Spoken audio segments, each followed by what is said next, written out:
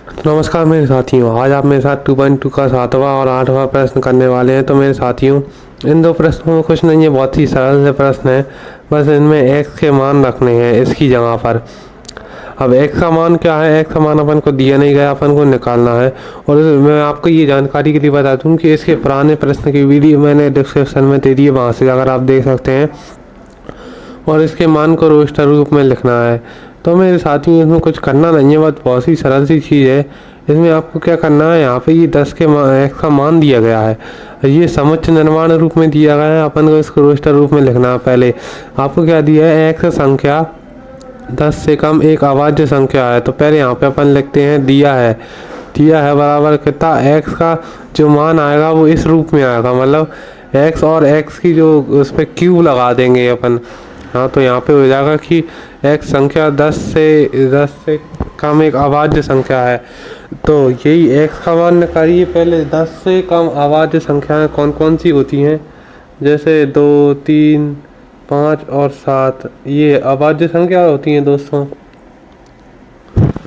अपन इनको लिख देते हैं, पहले यहाँ पे लिखते हैं। पहले कौन सी हो जाएंगी ये संख्याएं, तो नहीं, पहले तो भी आएगा, सॉरी, इसमें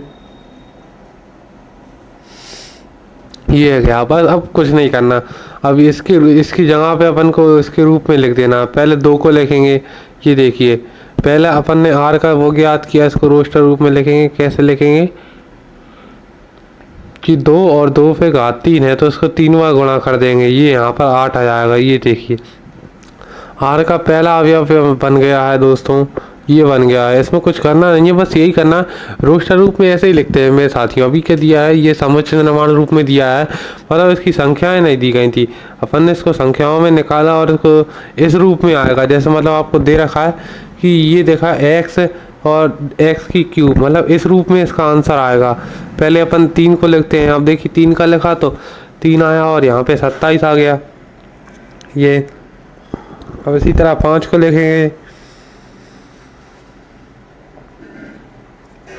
ये देखिए 5 को लिखा तो यहाँ पर 5 को 3 बार गुणा करेंगे तो 125 आंसर आ रहा है।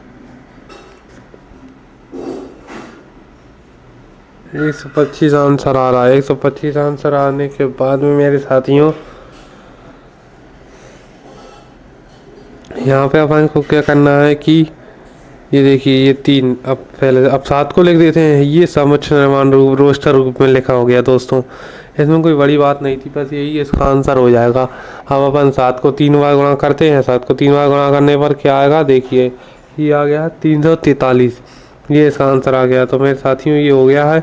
चलो अपन इसका दूसरा प्रश्न करते हैं। दूसरा प्रश्न है 8वां, मतलब 8वां प्रश्न करते हैं। तो अपन को क्या करना है, इसका 8वां प्रश्न करते हैं। आप ये देखिए, 8वां प्रश्न आ गया। मान लीजिए कि एक a बराबर इतना और x y z और b बराबर 1 और 2। अब इसमें a और b में संबंध ज्ञात करना है। a और b में संबंध कैसे ज्ञात करते हैं, a इंटू बी कर a इंटू बी कैसे करेंगे मेरे साथियों अपन। इसमें कोई बड़ी बात नहीं है, बहुत ही आसान सा प्रश्न है। बस इस पर ये लिख देता पहले क्या क्या दिया है, फिर उसके बाद में अपन को ये लिख देना है b में क्या क्या दिया है, b में क्या क्या दिया है ये लिख देते हैं। फिर इसके बाद में मेरे साथियों, अपन को करना क्या होगा, इसमें संबंध ज्ञात करने के लिए अपन को a इंटू बी करना पड़ेगा। इसमें a इंटू बी, बस यही हो गया। अब इसमें मतलब पहले, अब ये तो आप जानते ही हैं a इंटू बी कैसे करते हैं। एक अवयव को दोनों के साथ लिख दो, पहले ये कर देते हैं। फिर ये देखिए ज़रा, अब यहाँ पे ऐसे एक के साथ लिख दिया, अब x को 2 के साथ लिखते, फिर y को 1 के साथ लिखा, फिर y को 2 के साथ लिख दो, फिर z को 1 के साथ लिखा, फिर z को 2 के साथ लिख दो। ये लिखा हो गया। अब मेरे साथियों, बस इसमें एक और चीज़ ज्ञात करनी है। अपन को ये तो ज्ञात कर लिया है अपन ने कि इसमें अवयवों की संख्या कितनी है, लेकिन अपन ने इसको इसमें संबंधी संख्या ज्ञात करनी है।